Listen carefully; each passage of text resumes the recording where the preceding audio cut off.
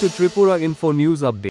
A laptop was stolen a few days ago from a shop at the Mela ground. Acting on the complaint, police from West Agartala police station launched an investigation. As a result, 2 thieves were arrested along with the stolen laptop. SDPO Debaprasad Roy shared detailed information about the case while speaking to the media. 11 তারিখ রাত্রিবেলা SD enterprise মেলার মাঠ একটি দোকানের উপরে ছাদের উপরে whole করে ছোট একটা হোল করে চোর ভিতরে ঢুকে একটি ল্যাপটপটি এবং কিছু ক্যাশ টাকা এবং মাউস আর এগুলি কিছু জিনিস নিয়ে যায়। তো পরবর্তী সময়ে এটা নিয়ে একটি সুনির্দিষ্ট একটি আমরা অভিযোগ পাই এবং তার আগেও আমাদের কাছে আরেকটি অভিযোগ ছিল, সেটা হচ্ছে কোর্ট কমপ্লেক্সের ভিতর থেকে কিছু ব্যাটারি চুরি হয়েছে।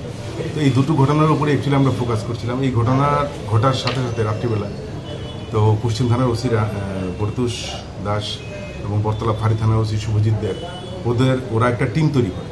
যাতে টিম তৈরি করে প্রাথমিকভাবে যে জিনিসটা পাওয়া যায় সেটা হচ্ছে সিসি ফুটেজ থেকে, মানে ওই দোকানের মাঝখানে যে সিসি সেখান থেকে যে চুরি করেছে অমিত দেব তার ব্যাক সাইড ছবিটা পাওয়া যায়, পেছনের দিকটা পাওয়া যায়। তো পেছনের দিকটা পাওয়া যাওয়াতে তো এটার উপর ভিত্তি করেই ইনভেস্টিগেশন স্টার্ট হয় এবং খুঁজতে খুঁজতে ওকে ফাইনালি গিয়ে ওকে অ্যারেস্ট করা সম্ভব হয়েছে গতকালকেই রাত্রিবেলা।